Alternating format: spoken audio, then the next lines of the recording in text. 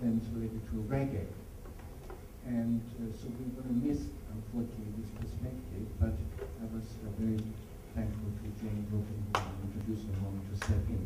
So our guests are Eirini Nedelkopoulou, who is a lecturer in theatre at York St. John University and has a strong interest in new media theatre and phenomenology, and has written on mixed media theatre, and will present a short 7-8-minute position paper.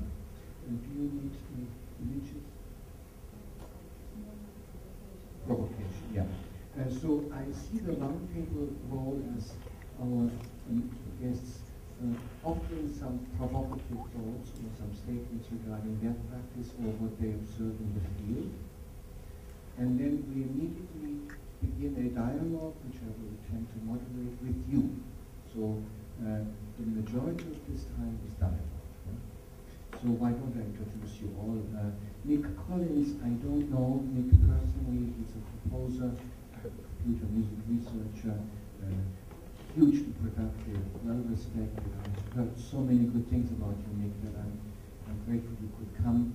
He directs the Music Informatics Research Center at the University of Sussex and has a large list of publications and music releases. And then Jayne Wilton is a surprise, because I only just recently met her.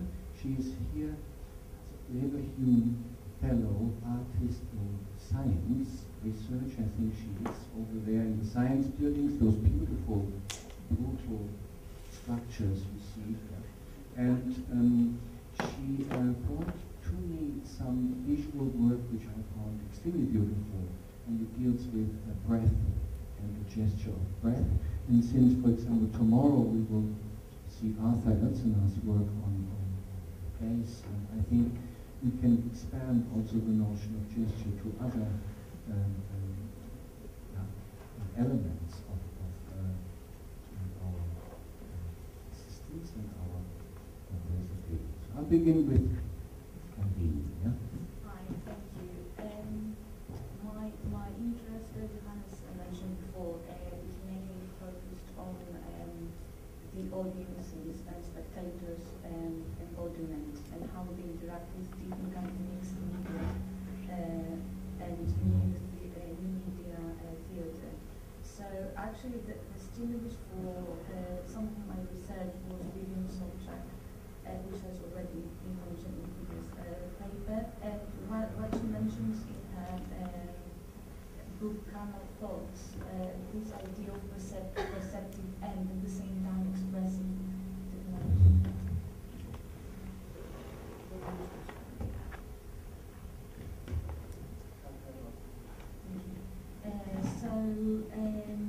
And what she means by perceptive and expressive technology doesn't necessarily refer to kinds of technology which are extremely smart or high-tech technologies, but they become part of our embodiment and our experience as both spectators and participants. So by focusing different examples by digital artists, performance theatre companies like John McCarthy and her audio-video works, Blast Theory, UVA, which is the United Visual Artists, and even Katie Mitchell, I kind of observed how the audience become active and bodily engaged. Of course, we are always bodily engaged in an embodied world, but what is interesting is that how our first person point of view, or as Peter said, the second point of view is expressed in these different performances. And of course, sometimes it's very much more kind of engaged, directly engaged experience, like Janet Carter, for example. You put your headphones on and you wander in different places, either it's the Hyde Park or the what is the Hyde Park? What is the big park they've got in New York? The Central Park, thank you. Yes, or it is theatre in Berlin. So, or if it's actually a kind of make-believe interaction with the individual, we're actually just standing there in an Android theatre.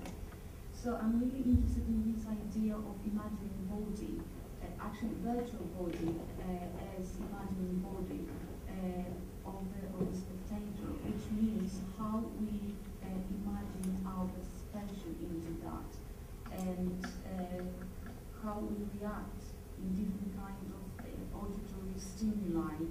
For example, in when you listen all these stories and all these sound effects, which actually structure the narrative, but have performances, how you momentarily you leave your body as a kind of ecstasy in order to become part of this mixed media ensemble, but at the same time how your body engages via movement.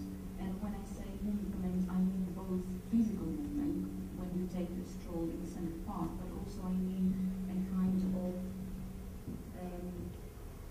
affective movement. But the fact that your body is moved, is touched, becomes sensorily involved in all this process of the mixed media event, of this mixed media narrative.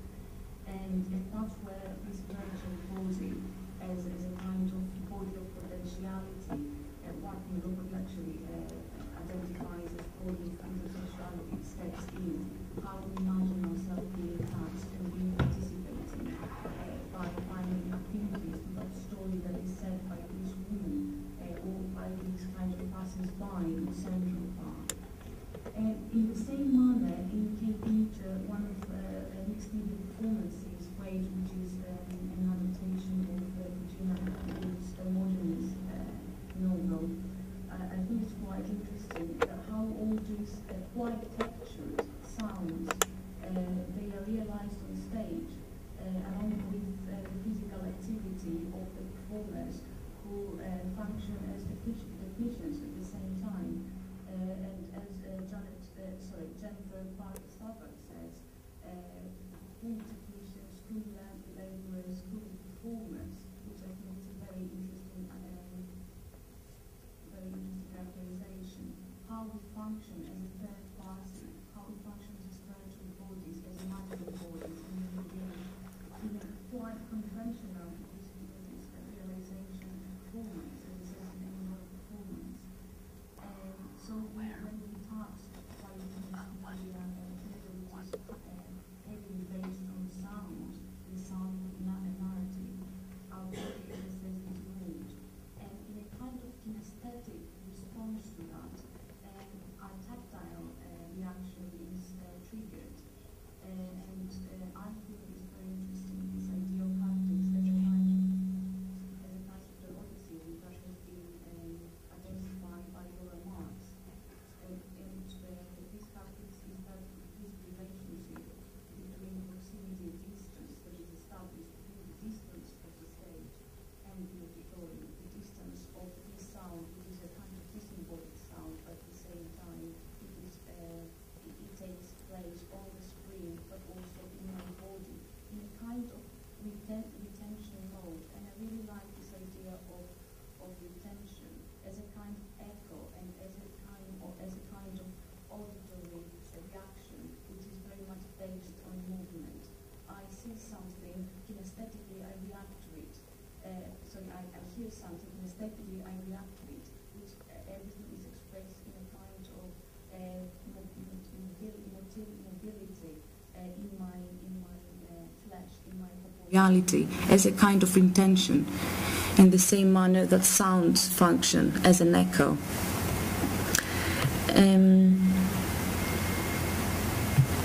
But apart from this idea of ecstasies, which is described in Drew Leder's book, as you step out of your body, you become forgetful of your body in order to participate in this mixed media experience, like theaters or giant parties or the installations of VBA.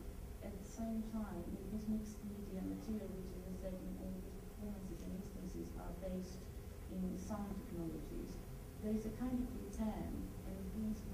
That's the point where retention takes place. We return in our bodies. We remember about our bodies because everything is very much this idea, this story of coming, reverberation, inside us. And that's what Brunel also kind of defines as this with wide appearance. You forget about the body, but at the same time, through this kind of technology, you remember about it and you become aware of it. In many ways, in the same way that yoga functions, we forget about the body, but through all these processes, we become very conscious and very aware of our corporeal existence. And just a last thing that I want to say I'm really interested in, of course, we are talking especially phenomenology and people that have been existential phenomenologists and people who have been inspired by Merleau-Ponty, they talk about a kind of relational pattern, and so it's not about the body as identity, which of course the body is charged and it is identity, but it's more about the relations that happen between the body and the world, the body and the surroundings. And so that's one of my interests, although it has been tackled by many feminist phenomenologists, is how gender and in certain occasions how race, how age kind of contribute in our interaction and in our embodiment with mixed media environments. Yes, so thank you. Thank you, Eirini.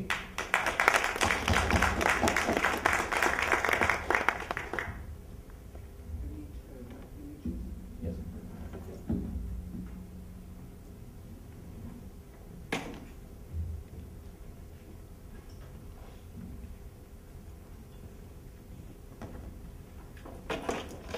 Tom, there are guests who cannot get into the university because the bar is not going up.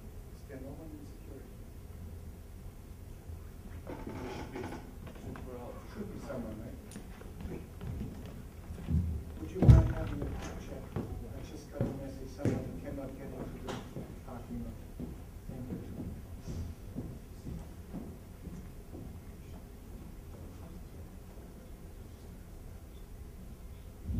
Yeah, I apologize. We had a slight echo with the sound system, but I think as we move into the day, Carl and Brunel will get it under control. Yeah, thank you so much.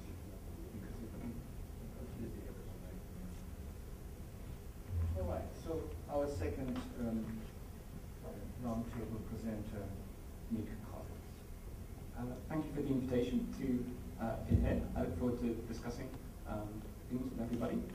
I'm going to present a series of colourful, I hope, slides. You may find that the designs clash, we'll see.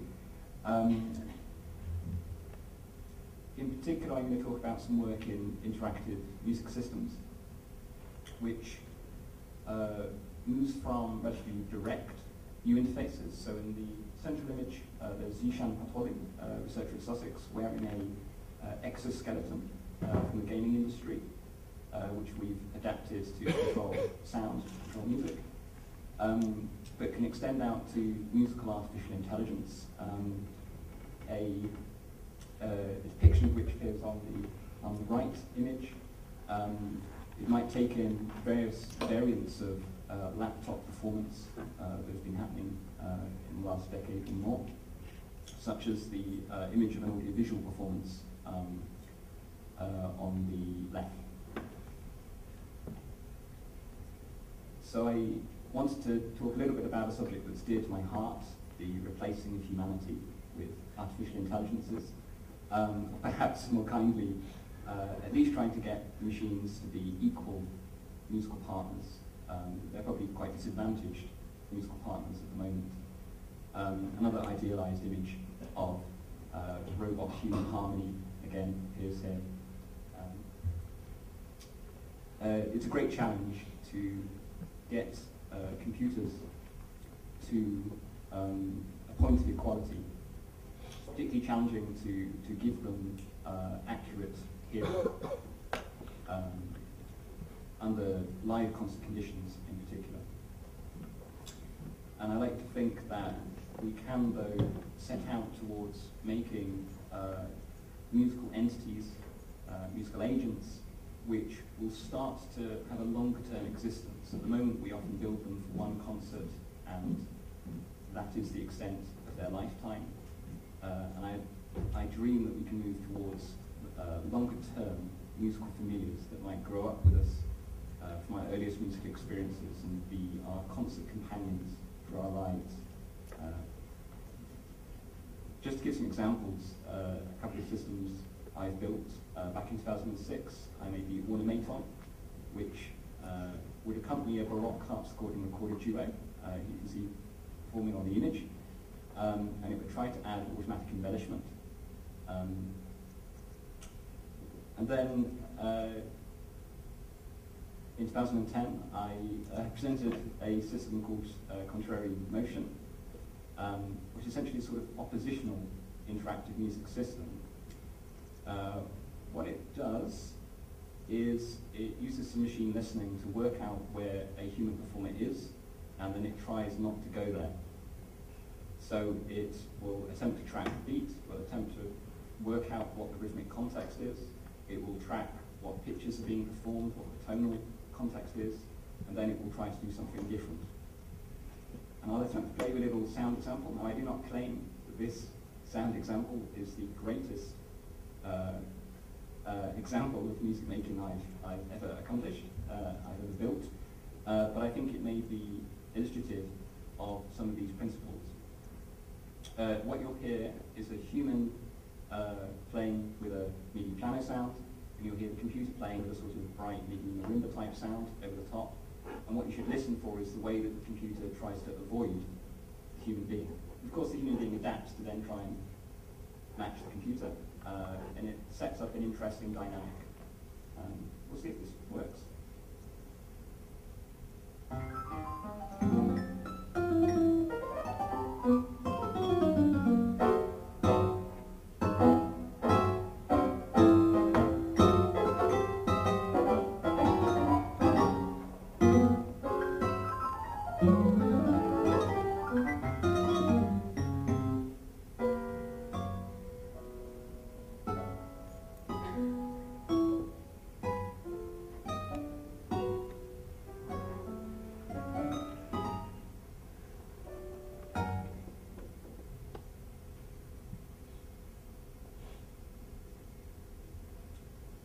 In search of this goal of making systems which have the same sort of musical training as human musicians, to aim towards this 10 years of practice time, 10,000 hours of practice to become a very developed human musician.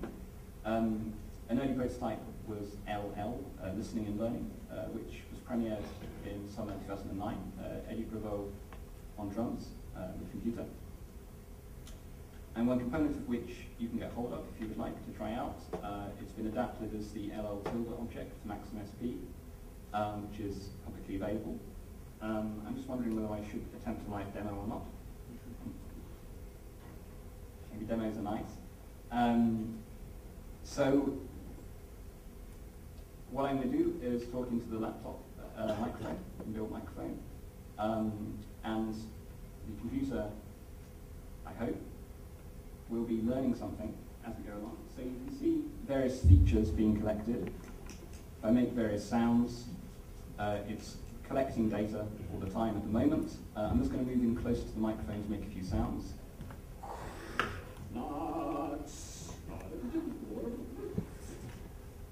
That might do. Usually you might train it for a little longer. And then you can ask it to learn certain states that it will associate with different timbral gestures. So that's state 2, and lots.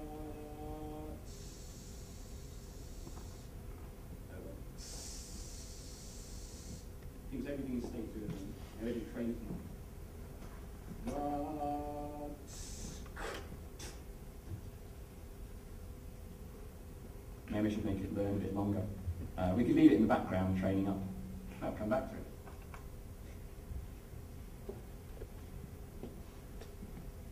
Oh yeah, so I figured that possibly the reason that I might have been invited here was to do with live coding, which is a mode of computer music performance that sometimes seems to deny bodily gesture. You may have observed that performers living out those cliches of checking the email. In live coding, we accept that a lot of time is spent programming in computer music, and so why not make the programming itself the central practice? And you can see I haven't even bothered to write the slide. It's a chance for me to, I don't know, go out of the presentation and not even change that slide, go back to the beginning, change the word music to Sonic Art so that no one gets worried. Keep going, music, music. And then go back in here, or maybe I could, I don't know, go to SuperClide and start typing things.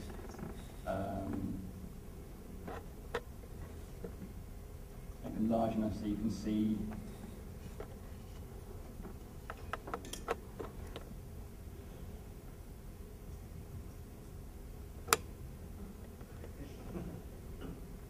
And change the probabilities before I run it.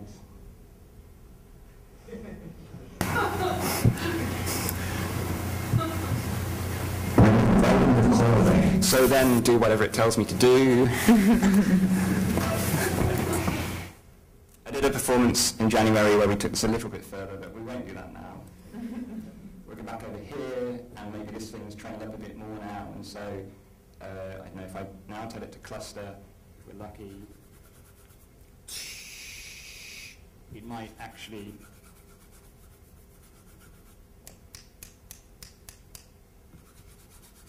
have various different states that it is actually going to.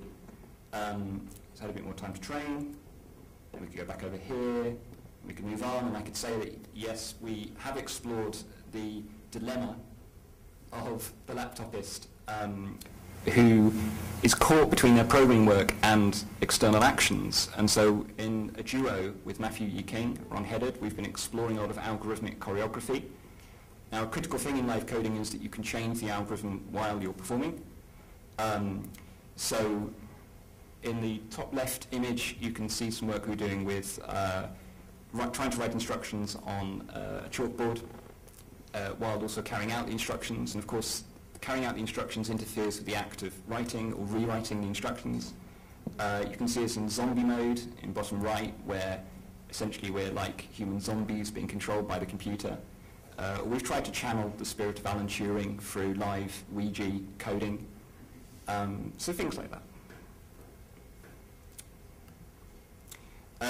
Just to mention it as another take on interaction, if we're talking about technologies that reach out to the masses, the iPhone is a great way to get hold of some accelerometers, some gyroscopes, of audio in, of making apps that anybody can get hold of and can deal in a certain sort of gestural computer music. These are some of my apps. I have about 8 on the store. If you want to go and download one, I suggest the free ones to avoid me feeling guilty.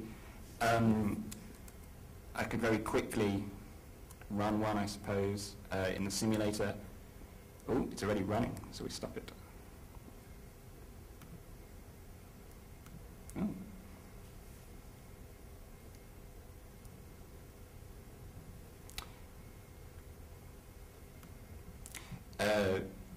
So this would be working with touch rather than mouse, if I wanted to bring my device with me. But the whole point is you can't really understand what all the instructions are. You're not supposed to worry about it. It's a critique. It's really about the fact that we don't want to read manuals. We just want to do things. You might be able to work out that T stands for time. You might just start pressing the question mark.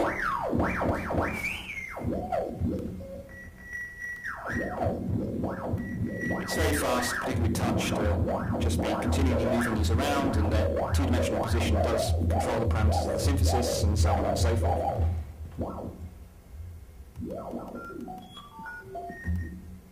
You get the idea.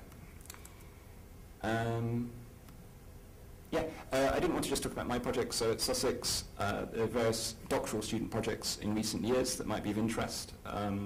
Thor Magnusson's work in particular perhaps on epistemic tools, on the philosophy behind e-music software, human-computer interaction work, Chris Kiefer's thesis, and then currently Chad McKinney is looking at network music interfaces for live performance, or Mick Velton as a composer is thinking very intensely about the aesthetics of the composer-computer relationship and how that translates through to new work.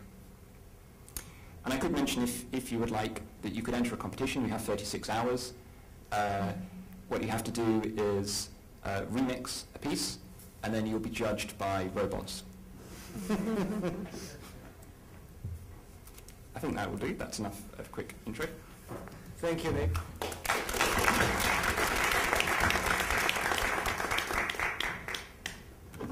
Actually, like Bill Leahy said, not knowing the power glove too well, I also am not very well acquainted with live coding, and yes, I was interested in your coming and perhaps also offering some insight into it during the space in between. I think I saw one live coding concert in Dresden, and last night when I was watching the Sonic Arts Ensemble, Vas Dalili, I noticed a very, very particular way of using what you just did also on the touchpad, the fingers to do very fine controls of sounds, and that the concentration he had just in his laptop piece in that sense, was intriguing to me. Our next speaker, Jayne Wilton, if I remember correctly, you had a show here at the gallery at some point, Drawing Breath, and Jayne investigates transience and the polarities of fragility and resilience, order and chaos, and engages both with traditional and not traditional processes to capture and render the human breath. Jayne? Thank you. I think this is perhaps less of a provocation than just a sort of sharing of the work on trying to visualize gesture that I'm engaged with, particularly at the moment as artisan residents to the School of Design and Engineering Design, where I'll be working for a year.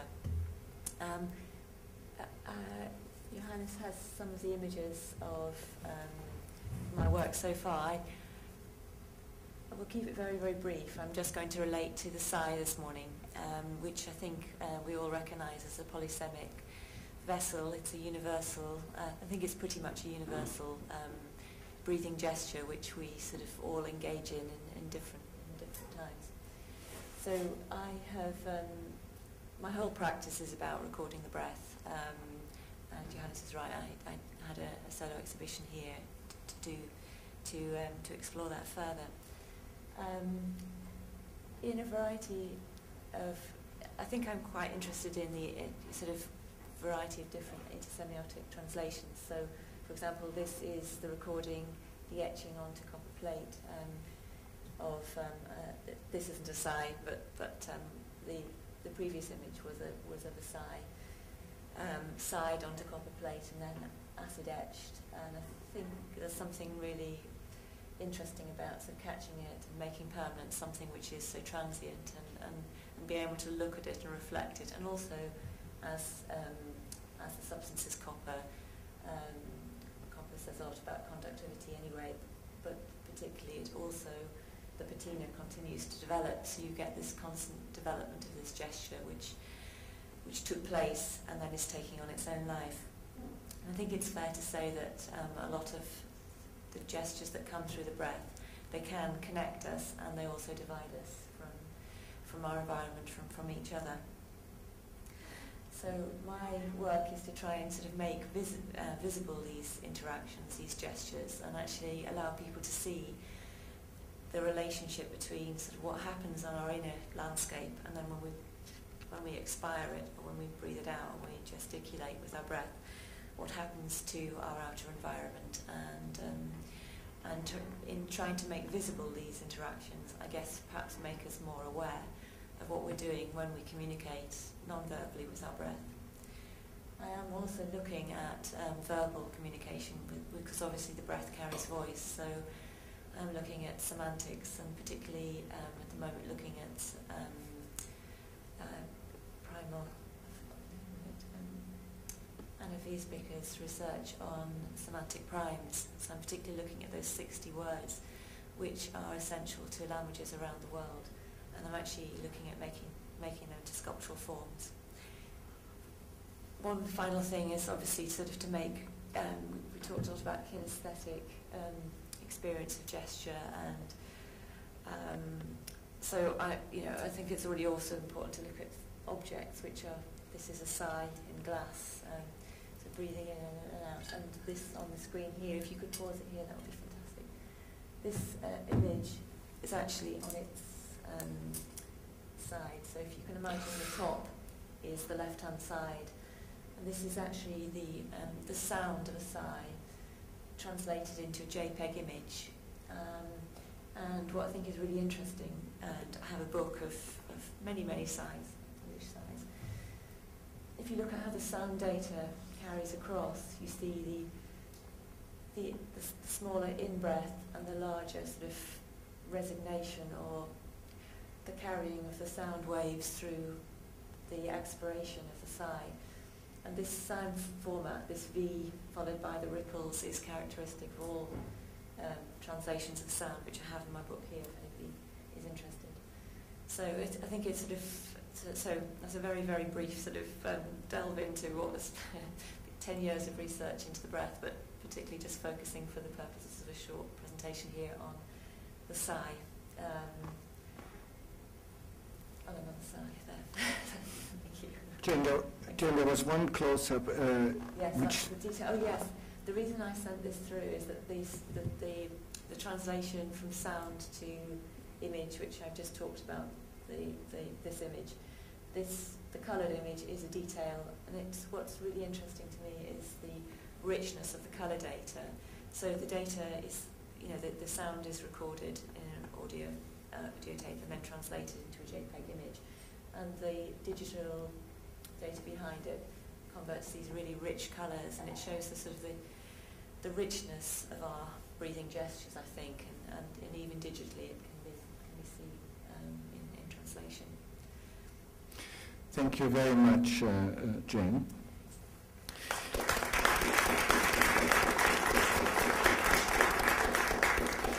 So let's raise the house light, because this is a communal space now for 45 minutes, allowing us to have dialogue, responses. And Peter, could you join me, please?